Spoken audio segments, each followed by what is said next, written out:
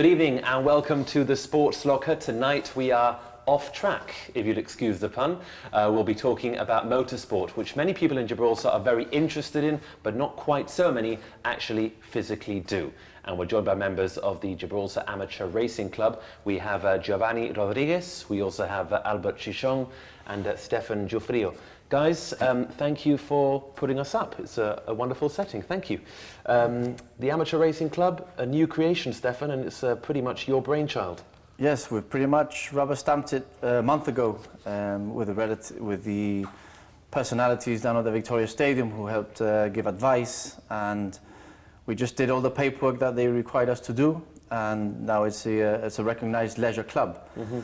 Unfortunately, the racing cars doesn't come under the FIA or anything official, so therefore it has to come under the banner of leisure, and that's what we've done so far.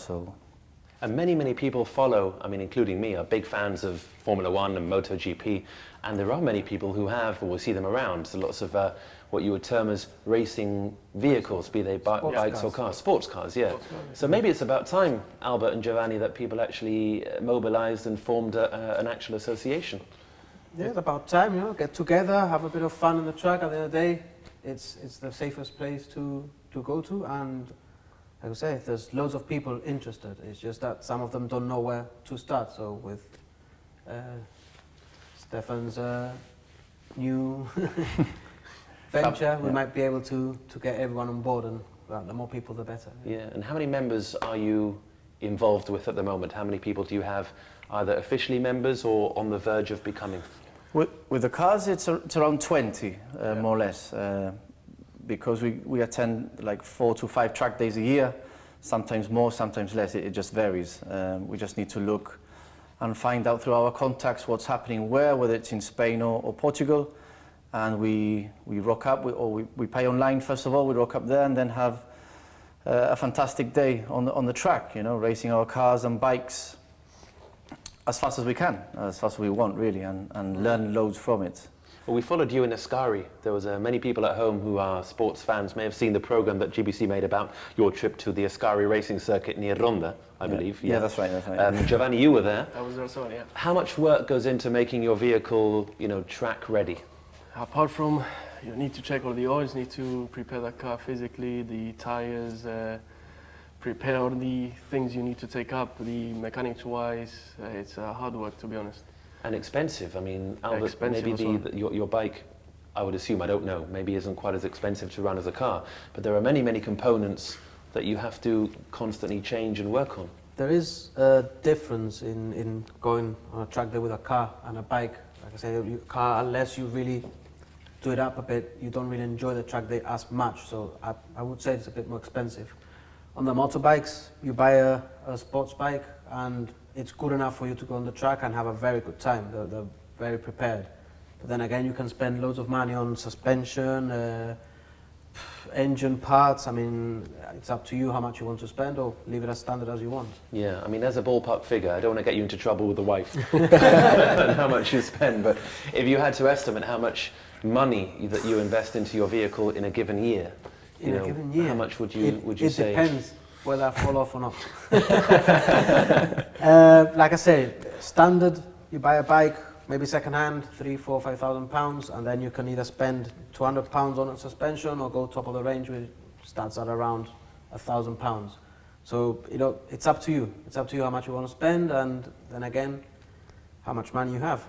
Some people go with amazing bikes and they come down to it, and obviously it's too much for them. Mm-hmm. So you have to play it. The more you go, the more you see what you need. So it's a good starting point, just a normal standard bike. Go, have fun, see how it goes, and then maybe start buying bits and bobs and making it better. Giovanni, you're driving a Honda. Honda. What improvements have you made to the basic When I went to model? Ascari, I raced it stock. That's how it came. I realized what was letting me down was the handling and the braking. So what I did was I've upgraded the brakes, the brake pads and the braided hoses. And I'm on the verge of getting myself a set of slick tires with new rims. And then I plan to go back again and then see what the next thing is that lets me down. Yeah. Stefan, you're driving a Mitsubishi Evo. Yep. And you've done you yourself have done a lot of work to your car. So just give us an indication, maybe not everything, there's so much, but an indication of what you've done. The car now is coming up to being around 13 years old, believe it or not. It just had a paint job recently, before it was silver now. I spent $3,000 just on the paint job, but this was the colour I've always wanted, and it's my favourite colour. It's your Ferrari red, yeah? Yeah, similar, very similar. I don't even want to touch it, I don't want to ruin it. And yeah, I've spent thousands of pounds on the car,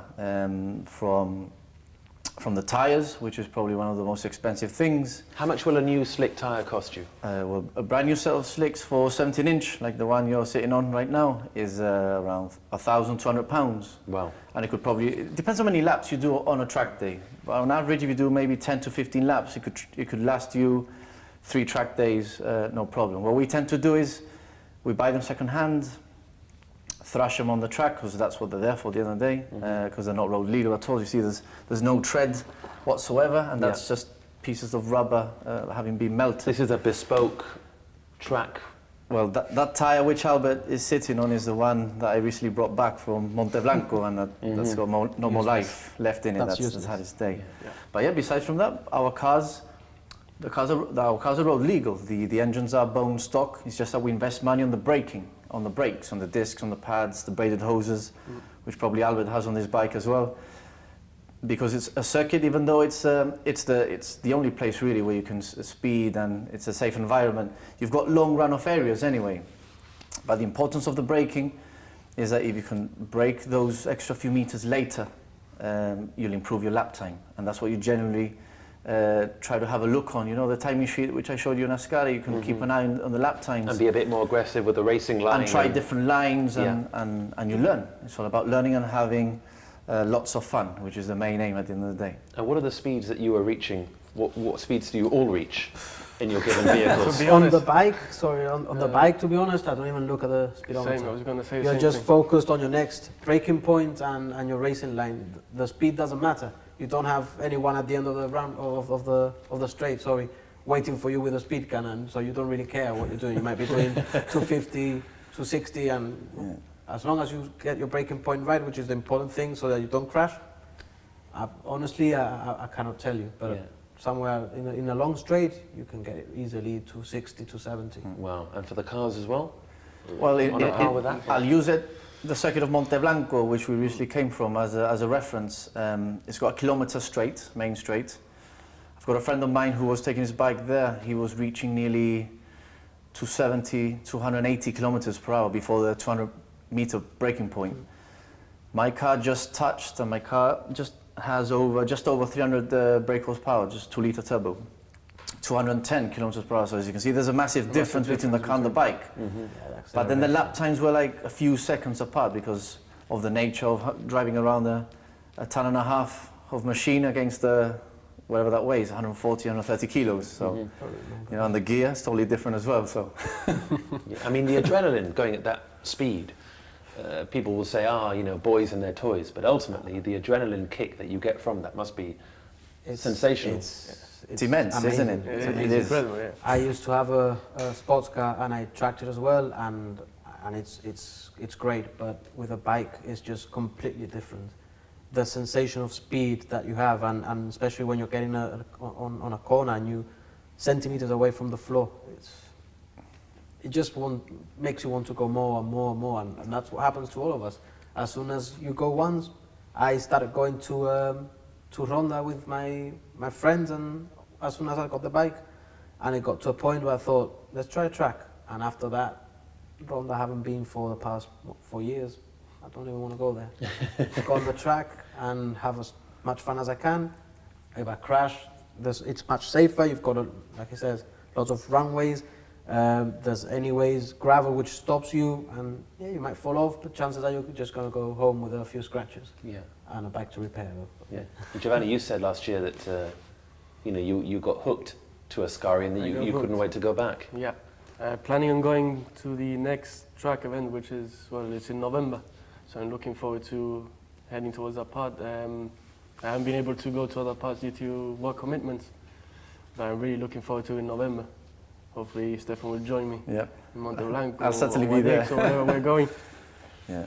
The thing with these things, Paul, is as we said before, that depending what car you have, depending how much money you're spending. And the thing we get the most is that you do have to save a bit of money. The further away the circuit is, you're most likely going to stay one night in a hotel to be fresh the next day, to enjoy the day, and then drive back at 120 kilometers per hour, which is the only speed that the Spanish laws allow you in Spain. Anything over that. So these cars, it would have been a complete waste of money to buy.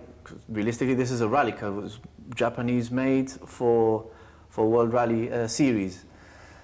The Honda's Japanese as well. You know, I didn't buy this car to go 120 kilometers per hour. I would have used a much smaller car, a much smaller and family you wouldn't car. put so much work into it. Exactly. Yeah. And now, you know, the adrenaline rush and the thrill I get from this is on a circuit and not with road tires, because it'll just disintegrate and get chewed up. We use the slicks to go even quicker because it's safer, it grips more, and then it reflects on the lap time. So we need to save up before we go to a track day. Last time I went, I took the road tires. It didn't come back very nicely. Guys, I want to talk about again about your track days in Spain, about road safety, and look back at back in the day of when the frontier was closed, of motor racing in Jib. So we'll tell you what, we'll save that. We'll do it in part 2. Join us again in 2 minutes.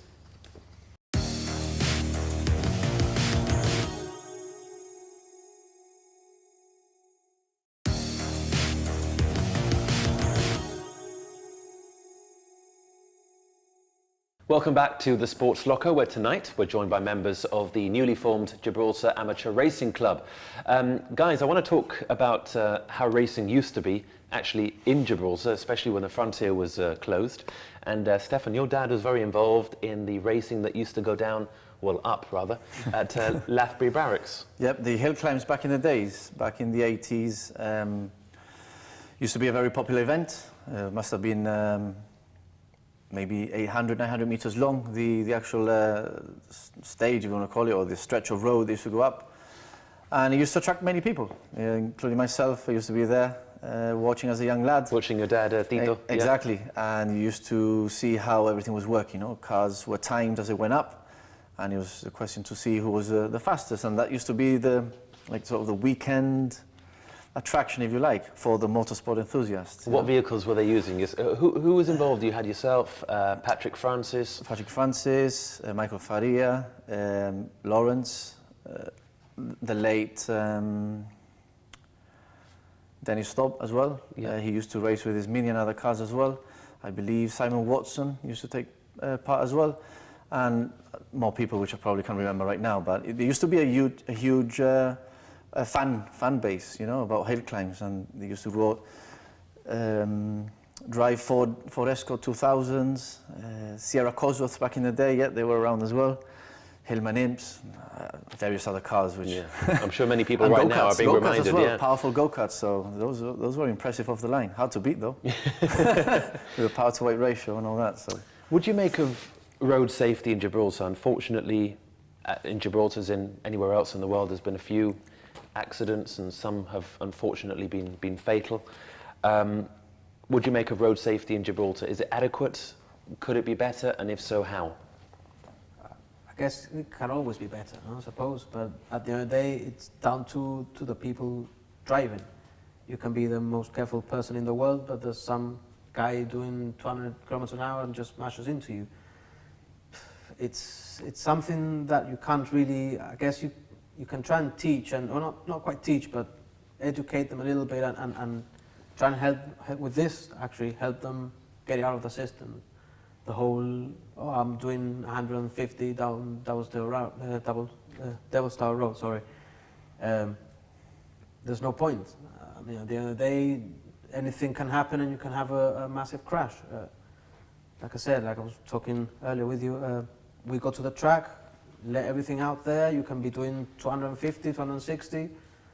No one's going to say anything. You go back home and you've taken it out of the system. And personally, when I get on my bike now, I don't mind going 50 kilometers per hour, because next weekend I'm going to be with my little bike down in Jerez and doing 260. So yeah, is that the idea? You flush it out of your system, that need for speed, that you're able to just locate in one safe environment. Exactly what it does. It just flushes your system, and then when you come back, you've got it, like I said, you've got everything on your system, so you don't mind driving 30, 50, whatever the speed limit is. Mm-hmm. It's that urge to get it out of you, and then Gibraltar, but judging by the speed limits, the signs that we have, 30 and 50 in certain areas, it's designed for cruising, tranquilito, throughout Gibraltar. There's no point in speeding, to be perfectly honest, even though you might see the odd occasion here and there, and unfortunately accidents as well in the past.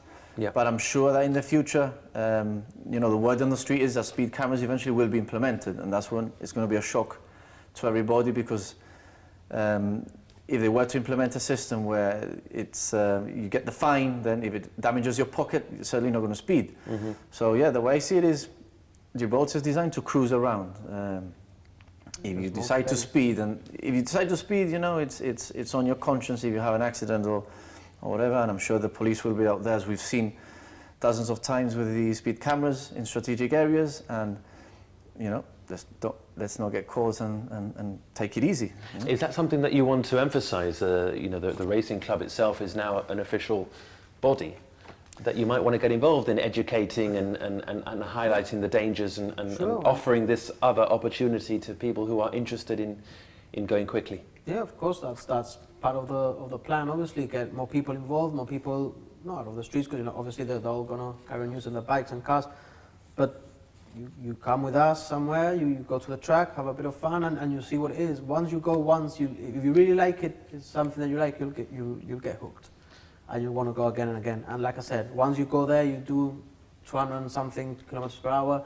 When you come home, you don't need to race down the street, because it's just, there's no point at the end of the day. So what do you have lined up? There's quite a few track days in Spain that you've got on the agenda for 2015.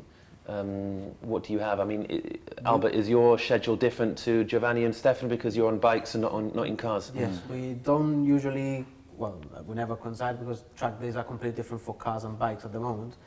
But we every weekend there's something, there's a track day somewhere, usually Jerez, Monteblanco, which are the ones closest by. Yeah, Monteblanco is in Huelva, right. close to Huelva. Yeah. Jerez, it's a MotoGP track, so everyone wants to go there. It's a lovely track, it's fast, it's fun, and we go, like I said, you can go a couple of times every few months. So we have one hopefully coming up, or we're trying to arrange one, Robert Sherry from Car Clinic, for the 9th of September. But in this case, we're trying to get a whole group, because they do different groups. They do small, slow, intermediate, and fast. And we're trying to get a whole intermediate group for Gibraltarians. So we need at least, I think it's 30 odd people to put down the names. So Robert is actually working on that. He's got a list. If you go down to him, €50 deposit, and you get your slot for hopefully the 9th of September. Okay. And we're hoping to get enough people to get a whole well, not section, but a group for ourselves. Okay. And you know, it's a bit more fun with your friends on the track. And for the cars, Giovanni and Stefan, what's on your plan?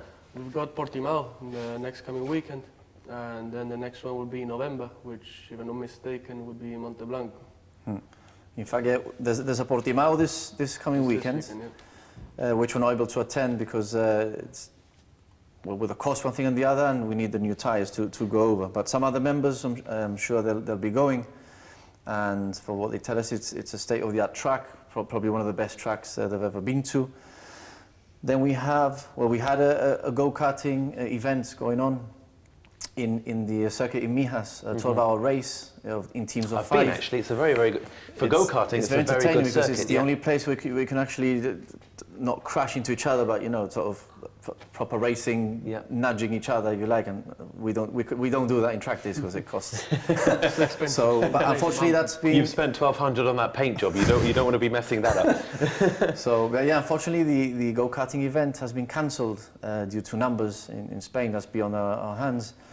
The next one, there's a classic, because the Classic Car Association is part of Motorsport as well. So we're in with them in that sense, and I'm taking part with them on Saturday, the 16th of May, down at Casemates on a rally, not because it's an antique, but because it's because of the model, and it's the only one of very rare models around. I've been allowed to just take part in the rally and so forth. Then we've got Ascari in June, as we did last year, which we're not going either because of work commitments. And then Monte Blanco in November, hopefully we'll get the crew together and perhaps do another program as we did last year. You know, we still encourage people to come along, regardless of the engine size and experience or whatever, because on the track is where you learn, and there's always instructors, as we had Diego last year, who's an instructor in Ascari, giving us pointers how to take the racing line, how to be safe. So they're like a co-pilot, and they're telling you how to go. Yeah. The importance of looking through your mirrors and not paying lip service to it, because that's what you do on the road. You always, look at the mirrors, then indicate, then do your actions. On the road, on the circuit, you cannot be reckless. You have to behave because there's flags to obey, and there's rules. You know, you get the black flag, and pack your bags and off you go. Yeah. So people have to behave and have to be courteous, as you said. So we're looking forward to learn the rules of the track as well. Yeah. As Giovanni said before, I think he's about to purchase another set of alloys to put slicks on. Exactly. Because And then all I do is drive up to the location and just swap the set of the tires, and it saves a lot of hassle. And those tyres will be used exclusively for the track? Exclusively for tracks, yeah. Yeah. Just take them back in the boot and just swap them over. The ideal thing to do is, like Albert, for example, have a trailer for the bike and take it from A to B. We actually drive to the track with all the boot and the rear seats packed. And the ideal thing to have is a trailer, You've got the slicks on, you just, like other members have, they go there, car off, into the garage, and that's it. Just check the levels like you would do when they do a service, check the levels, check everything's fine. And that's it, no headaches. Whilst we have to jack up the car, change your wheels, remove, spare tire, the rear seats, just to save weight. Give it a small service. Remove the co-driver seat if need be, out, and then in we go, as you experienced last year on that Lotus that you got on as well, remember? Yes, that was what Lotus Super 7? Well, it was Mark Reed's. I can't remember what model it was, but Lotus 7, V7 or 7, yeah. Really low to the floor. Well, after about 4 laps, I thought I was going to hurl, but anyway, it was really good fun, actually. Yeah, it was good. Yeah. It was great. Guys, I want to ask you about your, how big a fan you are of yourself, Albert MotoGP, and the guys maybe Formula One. I know you're both big fans. I would say. Anything with an engine. Anything with an engine. I suppose you're a fan of everything, yeah. Very much. Who is your favourite driver right now, in either MotoGP or Formula One? Who do you most admire? MotoGP, obviously Valentino Rossi, without a doubt, he's a legend. But Marc Marquez is just out of this world. Yeah. That kid is it's ridiculous.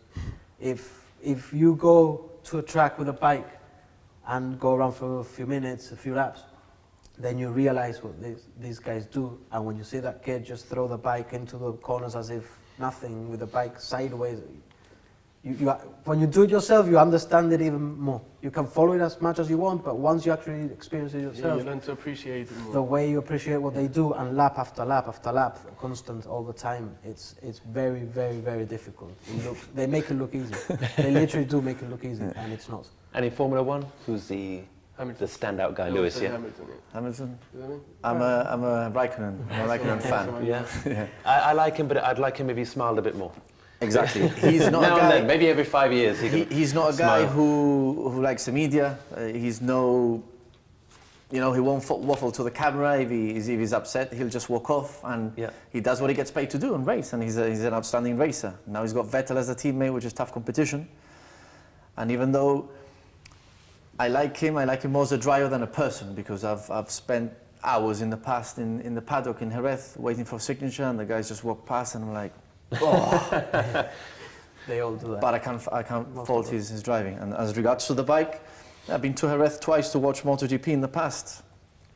Rossi is an idol, really, isn't he? He's about our age, roughly, and he's 9-time world champion, I think. 9-time, yeah. Compared to Raikkonen, he's only 1-time world champion, and Hamilton now too. But the guy's a legend. He'll take a picture with you, one thing and the other, and he's a cheerful character, Rossi. Half Gibraltar support him anyway, and he's brilliant. Yeah, he's got a big fan base here. Yeah. Guys, we're running short of time, but before we finish off, if anyone at home is watching and has just heard about your club tonight, how can they get in touch, and how can they maybe sign on for the events that you're organising? Yeah, no problem for us, for them to get in contact on Facebook. You can always find us on Facebook. On the Auto Track Day page, which Auto already Track got Day established page. a long time We ago. also got, I believe, we also have the knee draggers We page have for Knee motorcycles. Draggers Gibraltar on Facebook. Knee Draggers. Okay. And we arrange most of the track days through there. Really, we'll just talk to each other. Who's going this day? Who's going the other? And we end up with like 10, 20 people going in the end. Great. So there's means and ways. I mean, there's always someone you can talk to that knows someone else who goes. And In the end, what we're trying to do is we're trying to get support from government or other sponsors to be able to rent Jerez and have it an all-exclusive Gibraltarian track day. That's what we want, because we have, I think, enough enthusiasts with the cars, probably double or triple that with the motorbikes. There's certainly more enthusiasts with the bikes. And have a track day together. You go, our cars, an hour for the cars, an hour for the bikes, and other cars, and like. not at the same time. Bring friends, family, perhaps even the Classic Car Association. At lunchtime, they can have a lap or two at a slow pace, you know. And we've also got a guy who can fly one of those high-tech drones as well, so we can make one fantastic track day out of this. So that's my aim, at least, to bring the bikes and the cars together, Gibraltarian, all-exclusive track day. And my aim is to make it happen next year. You know, let's see if it happens. So we can only but try. Best of luck and congratulations on setting up the new club. I think it was definitely badly needed. Giovanni, Albert, and Stefan, many thanks for your time and best of luck with your vehicles. And I hope you you get out of your vehicles, you know, the work that you put in. So I'm sure you will do. And thanks to you at home for watching as well. We'll be back in the locker in a week from now. Until then, good night.